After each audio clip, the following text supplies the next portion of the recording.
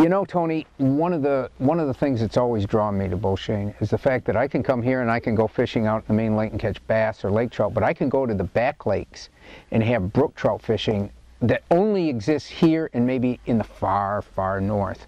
And I think that's one of the real special appeals of Beauchene. But the interesting thing is, there aren't just brook trout in some of these lakes. You've also put in splake to supplement them. We have. Over the years, actually, we've put splake in a few lakes, and noticed after a while that we had one lake that particularly would hold them better than others, and we've kept stocking that lake with splake over the years, which is Lake Foley, and we've got a few good examples of that lake. This is what fascinates me, because the average person might come here, the person that hasn't done a lot of brook trout fishing, and figure they're catching brook trout. And actually what we're looking at here are splake. They are. And I had the odd guy thinking he caught the trophy brook trout.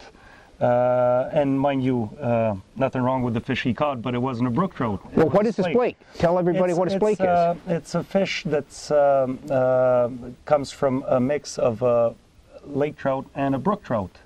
So speckled trout for the SP and splake, and lake trout obviously for the lake and splake. They're very good fighting fish. They're tasty if you want to have a snack also, and they seem to have gotten the best parts of both species. So good fighting fish, they grow bigger than a brook trout, smaller than a lake trout. So trophy, I would say, is in the 8 to 9 pound area. And you have 8, 9 pound splake here? We've had them before, absolutely. Yeah. Well, how can a person look at a fish and tell whether they've caught a brookie or a splake? Well, the tail is the obvious answer. And we always hear a brook trout as being square tail, and you can see these come in. These are more fanned. Correct. Now, it's not as obvious on all fish, depending the genes of which fish did they get more of. Is it the lake trout or the brook trout? So another clue would be the spots on them. A brook trout will have some blue spots, or blue around the little red spots we see on this fish. See, this one doesn't, so it's telling us it's not a brook trout. And there's also, on some it's more obvious than others, the head. The tip of its nose here falls down a bit faster than a brook trout would. On a splake? On a splake, correct.